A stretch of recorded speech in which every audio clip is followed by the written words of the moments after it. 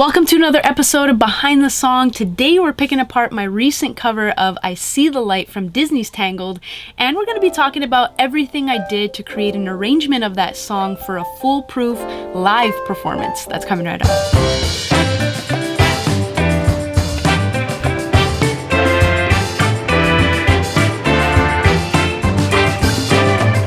What's up YouTube, Carol K here. We're in the studio and today I'm talking about how I arranged my recent cover and how I made it into an arrangement that we used as a live performance. So just to give you a little bit of backstory, last week I took a trip back home to Toronto to visit my family, but to also celebrate the baptism of my new nephew, Henry. While we were preparing for this baptism, my sister-in-law came up to me and asked me, what do you think about performing a song for the baptism? We could do it together. And the song that we chose was I See the Light from Disney's Tangled. This song actually is a duet and is sung by two people, however, one of which is a male. The original arrangement actually starts on one key for the female and then goes to a completely different key for a male voice.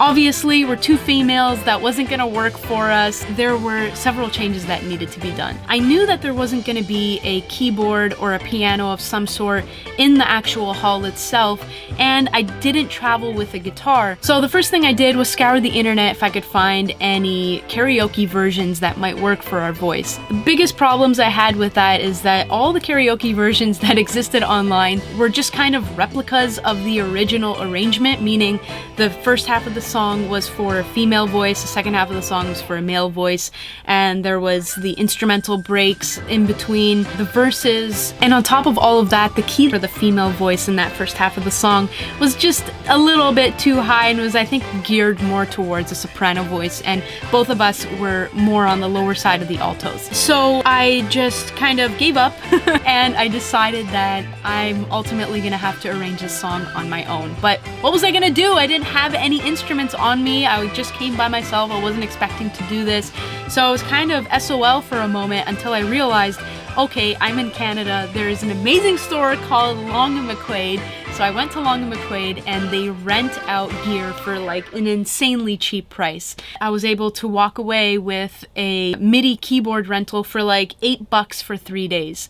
America, if you're listening, please create some sort of music rental store that is actually affordable. So I'm gonna go through all the things that I did to prepare the song for an arrangement that would allow for little to no mistakes from the two of us without any musicians behind us. The first thing that I knew was going to be a problem was, when do we know when to come in? The DJ is gonna hit that play button and we're standing up there and we could miss that first beat. So the solution to this problem was create an intro that prepared us for not just the key, but for the perfect timing in order to enter the song.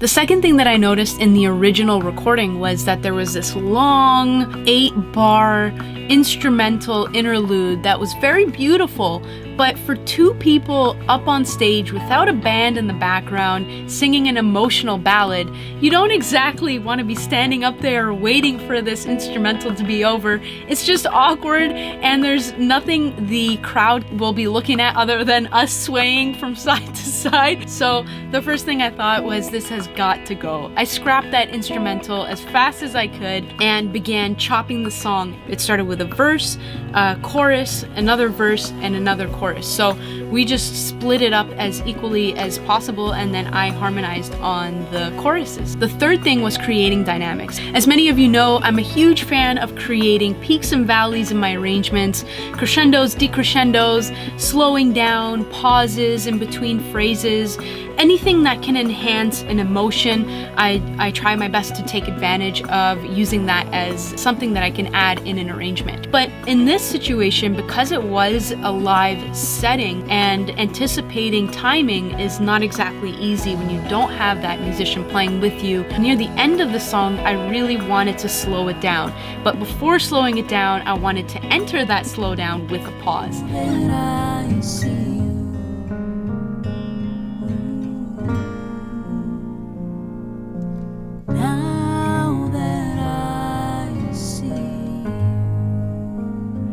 So the first thing that I did while I was recording was I simply just turned off the click and I played that slowdown as I normally would with my pause.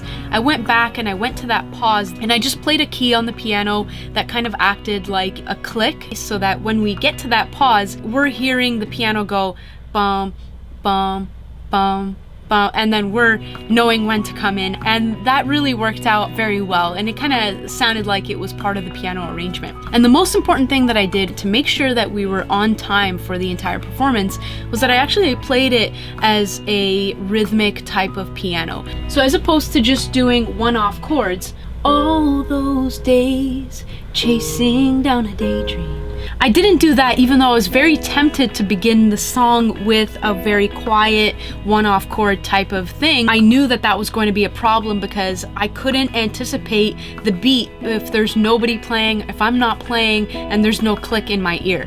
So the first thing that I did to help save us in this situation was I started the song like this. All those days chasing down a daydream. So I played on every single beat so that we could anticipate exactly what the timing was, have no errors there, and the only thing that was left for us to really practice was our singing. So as soon as that initial arrangement stuff is done, we start rehearsing it, and we notice that little Henry in the corner over there is getting really riled up and he's loving the music.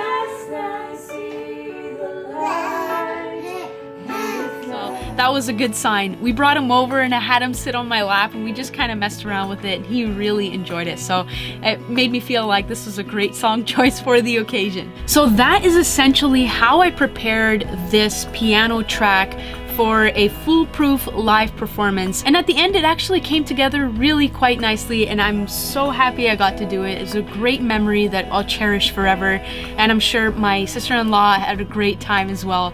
And Henry was sleeping, I think, through the whole thing, so I don't think he watched this. But in any case, I had a blast, and I hope this helped you. So here's a quick snippet of this arrangement that Candace and I performed last week. Hope you guys enjoy it, and if you want to check out the studio version of this song, the link is somewhere over here or right below. If you're new here, consider subscribing. There's new music, new videos every single week. Until next time, I'll see you in the next one. Thank you so much. Take care. All at once, everything is different now that I see you.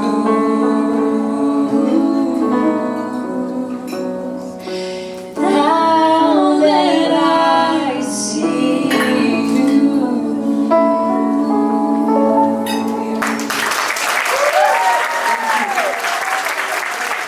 Okay, so we have a behind the scenes session. We're in the studio right now. We've got the keyboard set up over here. We've got a serious situation going on.